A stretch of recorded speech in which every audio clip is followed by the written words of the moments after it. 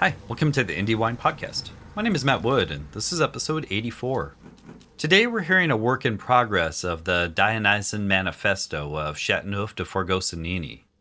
Alejandro has been reading excerpts at tastings around California lately. We recorded it originally at the wonderful Studio Aurora in San Francisco, where he was followed by Sophia Lemaire, the wine buyer at Studio Aurora, and she performed a Gregorian chant. We unfortunately had some sound issues on Alejandro's Manifesto, but we re-recorded it the next day at my house, where Alejandro was able to add some context to certain sections, and his reading here will still be followed by Sophia's performance. After, we also get to hear an excerpt of the unfinished opera that it will eventually go with. I left this as a monologue without me interfering to keep some mystery to it. I hope you enjoy this unique episode. A reminder that I have a Patreon at patreon.com/IndieWinePodcast. The link is in the show notes also. If you're enjoying the podcast, any amount to help me keep telling wine stories ad-free and available for everyone is appreciated. It's all run independent and out of pocket. Telling a friend or sharing on social media are great ways to help out too. One last thing, I want to let you know about the Unfiltered Wine Festival that's happening at Donkey and Goat in Berkely on Saturday, July 26th. You can find tickets on their website, and I'll have a link in the show notes also. I'll be there with a booth, Alejandro, and other podcast guests like Perch, BXT, Cary Q, North American Press, Two Shepherds, Florez, Terah, Catch and Release, Tessier, as well as a bunch more great wineries. And they're doing 3 really important panels on adaptation, terroir, and natural winemaking. All right, here we go. Okay, so thanks everybody for coming. Hello everyone. A little bit of Alejandro Manifesto, and then we have a performance by Tessier. So this is part of like a manifesto that we started making, me and my girlfriend Andy, and it's kind of about, Chris Renfro said the other night that he tells people that our wine is the wine of the future, which is kind of fun. I wouldn't really have ever said that, I don't think, but I think it's like a possible future for wine. It's like it might not all go that way, but it's like a way to do natural wine in a world that's getting hotter, basically. Because we're in a place that already has super, super hot weather in the summer. It was like 115 for a week last summer when we were there. And it goes down at night, like a lot, 30 or 40 degrees. But yeah, so our vineyard is kind of like a trial zone where everything that I get as cuttings, and sometimes it's other fruits and other fruit trees, it's like, can it live somewhere that has groundwater, sandy soil, and it's like, the sunlight is too much. All the baby vines will die if I let them grow in direct sunlight. It's just and they'll die like fast before it's even hot. So there's a very intense like radiative heat from the sun. So that's part of it. And then the other part of it is the upcycling, all the fruits from other orchards near us, all these organic farms near us that give us their seconds and they're too ripe to really move fruit. They can put it in the sun and dry it. And they do a certain amount of that, but not a huge amount of dried fruit is getting eaten in the world, and they can only sell so much, right? Plus, it's labor intensive for them. They have to pit them all, or it will get very bitter with some of the fruits. So, yeah, this project is kind of about climate change, upcycling, and doing stuff like making something out of nothing, kind of. And a lot of it, like philosophically, is about non-knowledge and trying to not be too investigative and too... Have you ever heard this thing where in science, if they observe things, they'll change the outcome often? So they have to change the way that they observe it to be like maybe not even directly observing it, or maybe observing it after the experiment happens. I feel like this is the core of the way that we make wine, because we really leave it alone for a long time. Stuff happens when you don't open the barrel. Gas builds up in there. It protects it. Things will taste a lot differently. Like a pretty common version of that is like French whites that taste like sulfur because they leave the barrel closed and they don't ever open it for a certain amount of time, right? And you get this like, oh, wow, this note, you know? Yeah, so anyway, I guess I can start reading here. Châteauneuf du Fargosonini's mission is to herald a shift towards Dionysian mystery in what Spinoza terms natura naturans, or nature naturing in winemaking. This is a mode in which the infinite substance of nature expresses itself through action and the indeterminacy of life processes. At the Châteauneuf, we celebrate Dionysus, the god of winemaking, orchards and fruit, vegetation, fertility, festivity, insanity, ritual madness, religious ecstasy, and theater. Through our winemaking and our festival, Archaeology of the Frivolous, we seek a return to animal immanence, further outside of the scope of the human world of Apollonian technology of transcendence. So this basically means we want the wine to be its own becoming instead of having like an idealized being. Like in transcendence is like the best example is from Plato, and then later on this got used in like Christianity, for example, or like a lot of religions, where we're on earth, what we do on earth is mirrored in our afterlife, in heaven or hell or whatever happens, right? So I'm a lot more interested in philosophy of becoming, which was popularized by Nietzsche and Deleuze and started by Heraclitus way before Plato. He's famous for saying you never step in the same river twice because the river's moving and you're changing too. And now we have all this science to back up stuff like this. Like every so many years, you have none of the same cells in your body. So we talk about our wines as a becoming, and they're always kind of changing. And one interesting part of that is since we make wine outside in a hot place, they get stabilized from the very cold winters and the very hot time. So some of our wines are actually a very bad example of becoming because they're going to be the same. Like if you open our Rancio style wines that are cooked, they taste the same for maybe like 2 days, and then leather blows off. You taste less of the kind of tertiary earth flavors and more of the golden fruit, and there's RS in there, but you can't taste it when you first open it, right? It just tastes like petrichor and leather and maybe some other earthy, woody, tobacco-y, mushroomy things.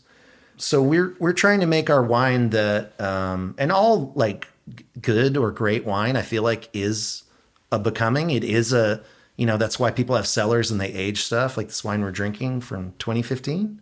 It probably tasted really not a lot like this when it was even a year old. Probably it was probably really crispier. At some point, it goes through malolactic fermentation and gets softer. So it's already, the becoming thing is interesting because it's already the way that a lot of things are. But we want to avoid too much manipulation that makes it more like a transcendent thing where like we're trying to make the red wine that is going to be California's Napa version of Chateau de Beaucastel, which people have sunk billions of dollars into that idea in various versions, right? There's even a winery, I can't remember their name, near Paso that imports the cuttings from Beaucastel, but then they cook them, and they cook them very carefully, and then they don't have any of the Brett. That's one of the tasting notes in the back. So they're just Apollonianizing and kind of idealizing this ghost of a ghost that doesn't even really exist. So we're totally avoiding that. We measure the sugars sometimes so that we can bottle it properly, but that's about it. So we celebrate Dionysus. We have our arts festival with music and cinema. And we're trying to go back to this idea of animal immanence, which is like where the wine is what it is in itself, and it's not trying to be anything else. It's not trying to be a red from wherever, but also like just even within the confines of like who we get fruit from. And, we're really trying to experiment just within that. So like we have Grenache, we probably make 18 different wines with it. And a lot of them you wouldn't be able to say it's Grenache, I mean, Grenache is also just a chameleonic grape. So, it's very suitable for our purposes. It's not like Syrah or something where you're going to be like, oh, that's Syrah. We believe in a radically Dionysian immanence and that we are not a self-contained mind, but are all part of a shared plane of pure immanence.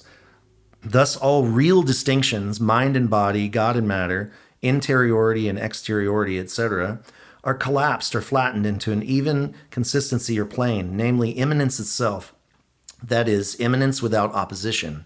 Spinoza came up with this in his book, The Ethics, by trying to do a philosophy of ontology, which means what it means to be, inspired by Euclidean geometry, which is axiomatic in that all true statements are derived from a small number of simple axioms, from which he attempts to derive hundreds of propositions and corollaries. One of his first is that God is the substance which makes up everything in the universe. And really weirdly, it doesn't seem very controversial now. That completely ruined his life. He was a complete outcast the rest of his life because he would tell people about his ideas of this. And it also has a lot of overlap with Buddhism. And there's various opinions on whether he was exposed to any of that or not. I don't think that he was, but it's possible that he was. God is also us. We are modes of God, and we're all the same substance. So for him, God and nature are interchangeable, and it's really not about any kind of religion in that way. It's more like saying Gaia or nature, or for modern people, maybe like something like, well, now that kind of makes it bad. Like something like evolution, but maybe not with all of the stereotypical competitiveness. This is more like everything is everything. So this immanence is continuous, impersonal, and almost without distinction. This is in opposition to differentiating something's mind from its body, as Descartes would have it, the mental and the physical, or something transcendent, such as religion having a heaven or other world related to ours. For Spinoza and later Bataille and Deleuze, an animal's lack of access to transcendence does not imply that it is a being closed in its inner world, for it does not have an inner world in this way in which to enclose itself. The animal's world is the same world we're in, our body is in, our mind is inside our body, and our nine hells of our Hades and our heaven is inside of it. Our intelligible world is just an imposition we layer over a base and sometimes seductive, sometimes horrifying natura naturans. For over 8,000 years, winemaking was done in a Dionysian way. In fact, the activity of winemaking most certainly inspired and helped create the very idea of the god Dionysus. So for 1/80th or 1.25% of the time we've been making and drinking wine as a species, it has been hijacked the last 100 years or so by those who worship Apollo, the god of math, chemistry, dreams, as in plans, architecture, sense-making, and order.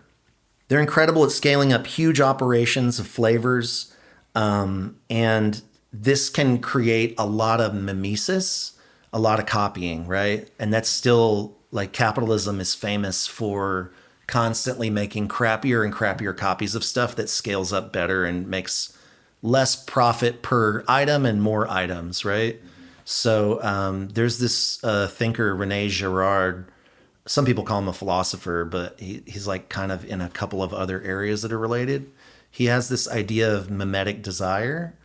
And basically, people are out there copying each other and copying things, and they don't really know why. And they eventually, they desire it, and they eventually can get pleasure from it. And it's kind of a different stream from Deleuze and Bataille and Nietzsche, who talk about creativity as the only resource that is unlimited to thinking beings. So, which is a really a kind of an interesting diversion. Like, I went to art school. That's where I met Andy, my partner, and there was like a student from Brazil, and she was doing an exact copy of a famous performance artist from France who got famous in New York, and she was the Brazilian version of this artist. And she had a career, and she made money doing this and whatever. But no one would have ever said, like, the master reference there is not just everything, So the way that we're doing things, also, we don't have a lot of funding. So we end up making wines which are just like this is just what happens to happen to the wine now. We need to pick something else, and we have this only so many vessels. We have only so many of this. So we're going to bottle this slightly fermenting still, keep it fresh, try to do it properly. But basically, we need this bin or we need this steel tank again. And that's a different kind of creativity, but it helps a lot. I think it helps. The other day, John McCarroll, the Disgorgeous guy, was asking me. He had this idea that I'm an eclectic, wealthy guy. That's just, I just happen to drive a really crappy old car and live in the middle of nowhere and all this stuff. And I said, John, if I was eclectically wealthy, like, there's probably a cutoff point where I could still be interesting, but I probably wouldn't be doing any of this stuff that's interesting. If I made wine, it'd probably be like, I'm up here trying to make another Cabernet, and that's kind of how. And I think that the very wealthy are very aware of this. So that's an interesting part about it too, is like, if you don't need to improvise, you might not be improvising, maybe if you got used to it or you realize the value. So we go on and on here. Over the last 100 years, the Apollonian chemists, mathematicians, accountants, budgetary analysts, market analysts, and various other unconvincing propagandists in worship of homogenization, mechanization, and the factory of capital and cultural hegemony have made wine, a once holy beverage, into a farcical enterprise available with infinite shelf stability at your local grocery store. Their live-action role-playing as Dionysians, which is surely tempting the gods and fate. This goes on and on. I'll try to censor my more outlandish claims in here. Our wines gesture towards poetry, laughter, and states of ecstasy, which are blind spots of knowledge. They do not hearken to unripe grapes and lost potential. We aren't trying to sneak in the back door of the natural, biodynamic, organic wine movement as cynically as possible, imitating a popular wine from Europe or America with some factory touch-ups.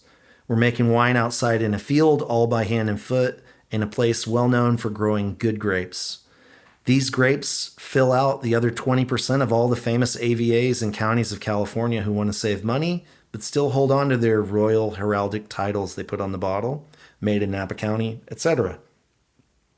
We needed our own territory, and materialism demanded that it be the least expensive and most overlooked part of grape growing California. Which, that's probably not true. There's a lot of Californias. There are thousands of microclimates here, maybe more than that. I've been on mountains in California where 4 sides at 3 or 4 different elevations were all totally different climates, different wind, different heat, different water.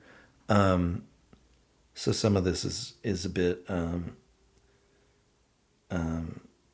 And like where we're making wine, there's no natural wine for maybe 120 miles, and there's no fake natural wine. Like they're not even onto the marketing tip kind of. So there's really, it's a rustic place. It's a different, when people visit, like I had people visit from Texas and they were like, this is really a lot like Texas. And I was like, well, America is a certain amount of homogeneous zones that are hugely overlapping, So yeah, we're pretty small. We try to focus on food waste when we can too.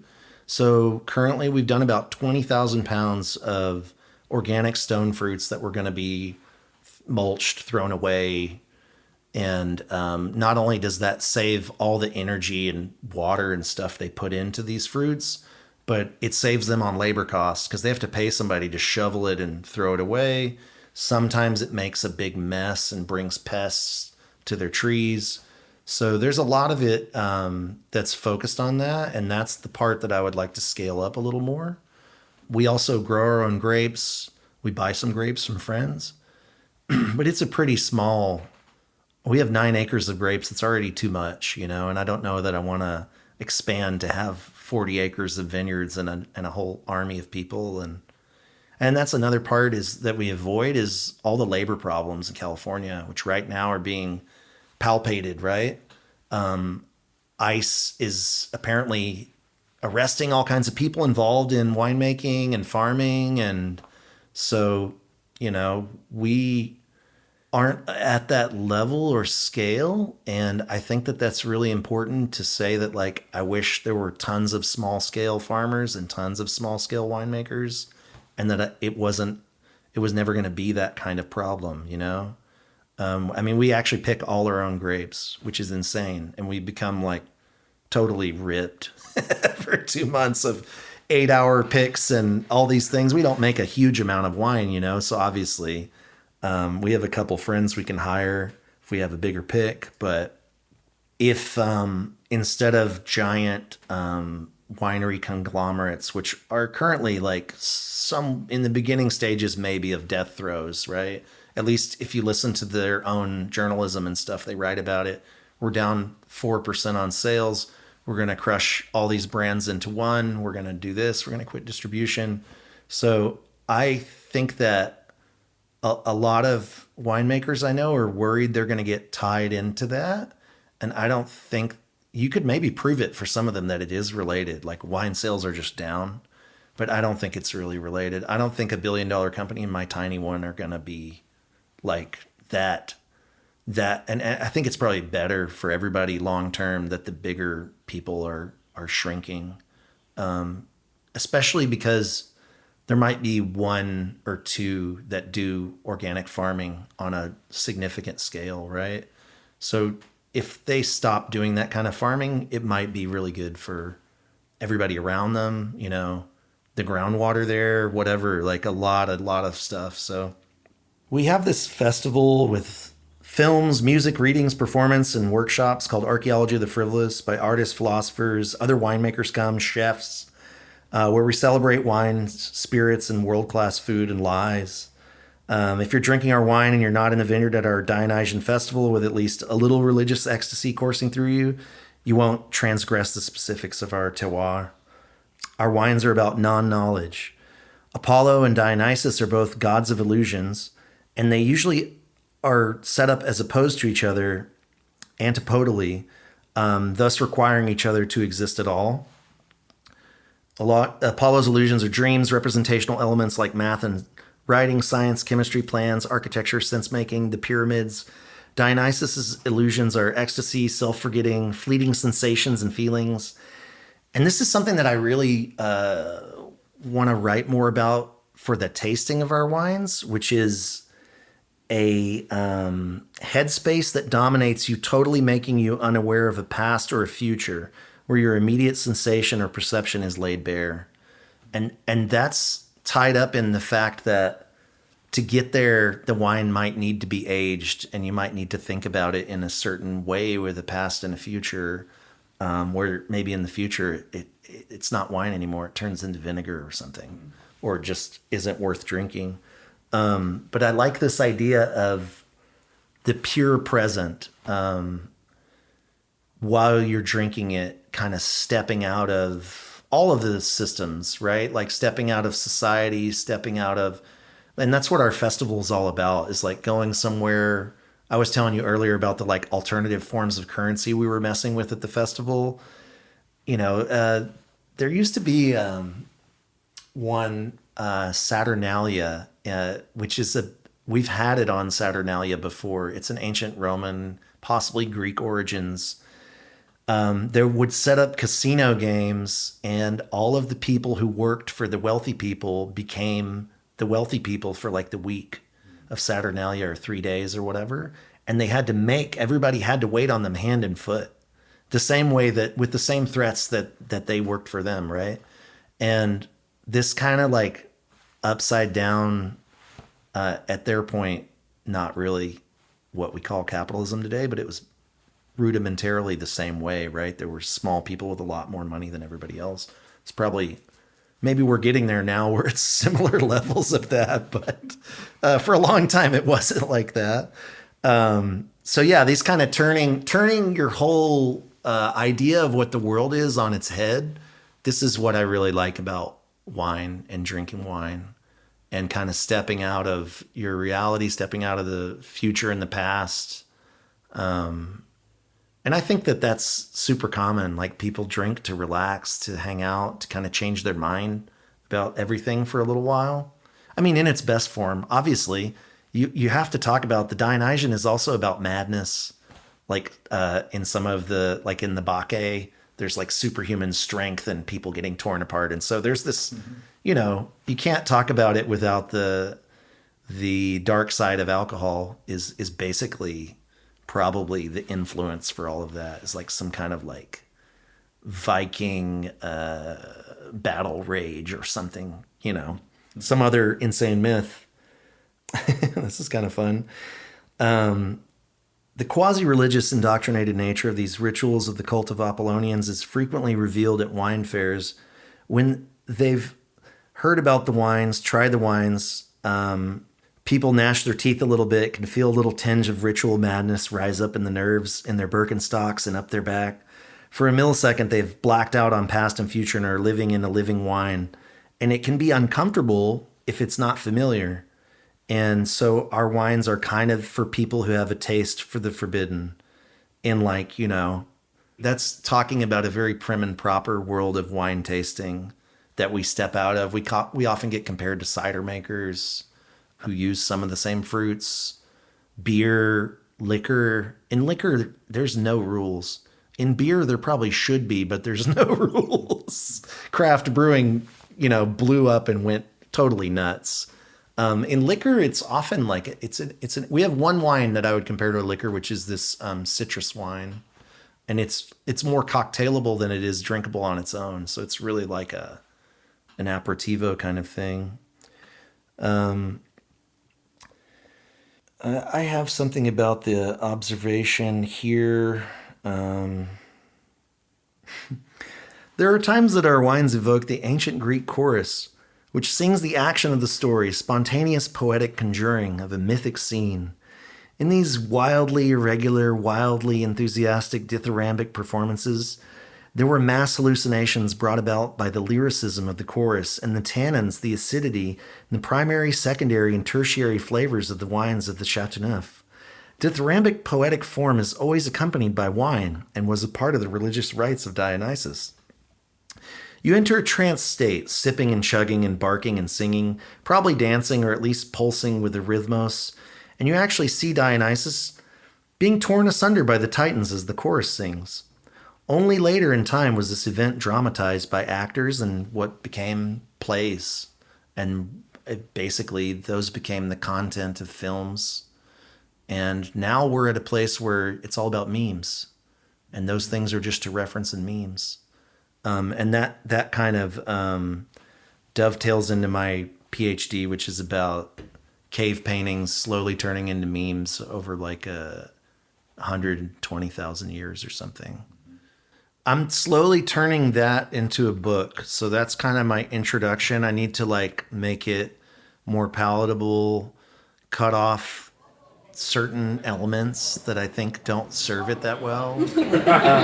And we have this amazing singer here, so. Well, I thought it was apropos to have a gathering like this on the solstice weekend as well, and have someone visiting from a place that gets a lot more sunshine, and it just feels, yeah, it might be nice to just kind of sacrament or bring about a little moment of solstice gathering. Yeah, just a little tune, something that just is, it's Gregorian chant. That's what I like to sing. But you know, within the thematics of bringing creation into life. Here we go.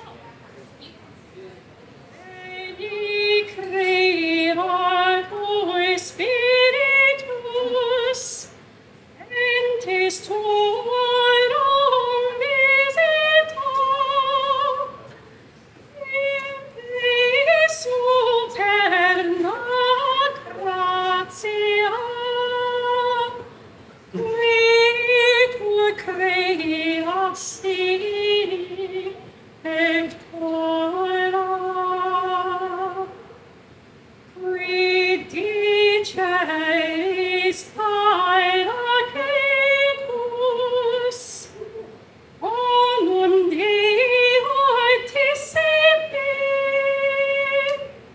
ons vivus signis caritas,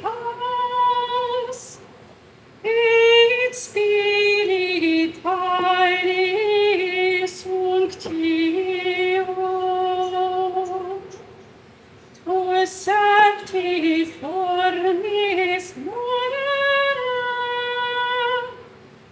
extreteto digitus, Verite promissum patris, sermone titans futura. Accende lumen sensibus, infunde amorim corvibus, infirma nostri corporis, virtute firmans perpetuum.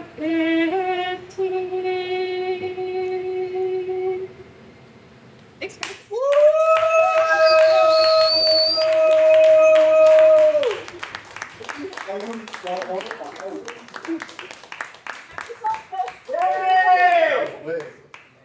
Thought that's update like. Great job.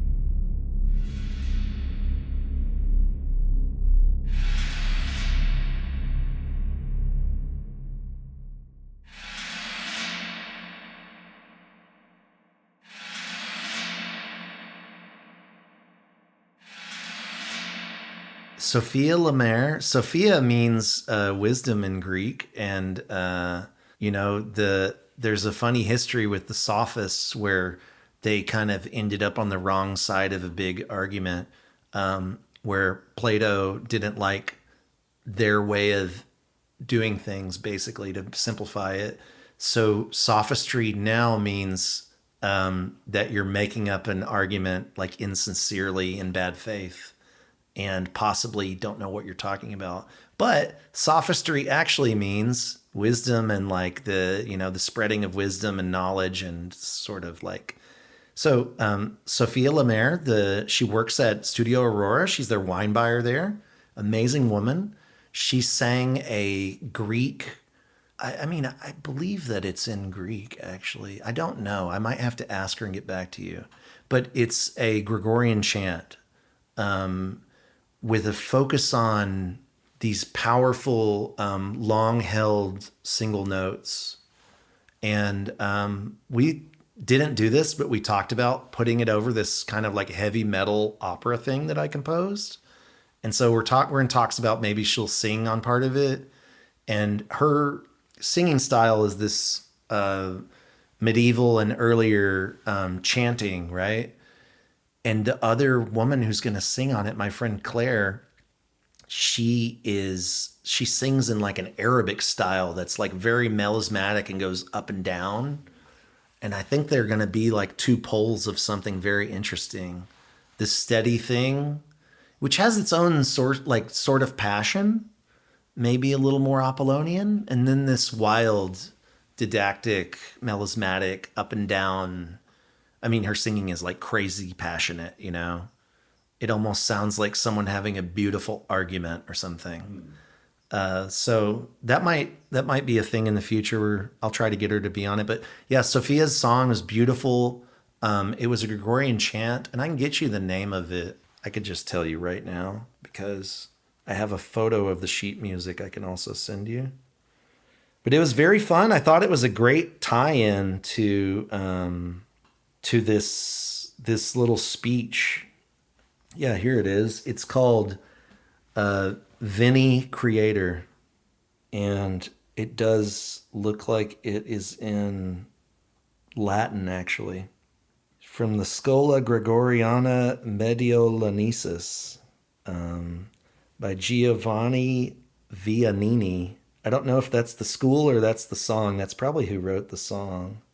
But yeah, so this is in Latin. There's lumen. There's a couple of Latin words here. That means light. Spiritalis. Unctio. That's fun. I like to say that wines are unctuous sometimes. So anyway, yeah. Sophia's amazing. The song was really cool. It was great too because people were talking the whole time I was talking, so nobody heard it. And then people shut up for her because it was amazing, you know. So shout out to Sophia. Hopefully we can collaborate some more in the future. Thanks for listening today. I've had multiple guests that describe what they're doing as part art project, and Châteauneuf de Fargosonini takes it further than most. A couple others have had manifestos that we discussed. Dionysus hasn't been discussed, but we did talk briefly about the later Roman version, Bacchus, in the CWA episodes. Young Bacchus was depicted in their logo aboard a small ship with its oars out. A bear behind him represented California, and he holds up a glass of wine while the ship glides through the waters. They actually wrote their own poem about it. Young Bacchus hails across the sea. Come all the world, come drink with me. There's wino fruit at the masthead trim, and puncheons fill the hold within. We're laden deep with joyous freight. 'Tis vintage of the golden state. The bear he leans on, standing near, is emblem grim of the pioneer. The barge glides out the golden gate, the pilot mark, the seal of state.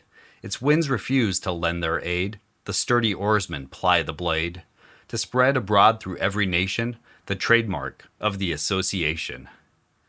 That poem was written so the CWA could present their logo in allegory.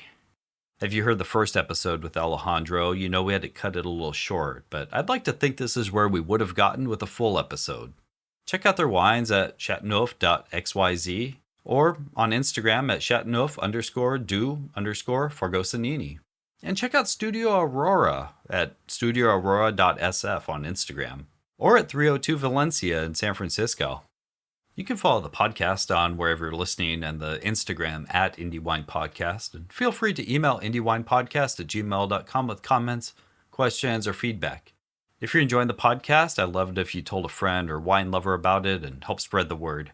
Rating, reviewing, or donating at patreon.com/indiewinepodcast helps too.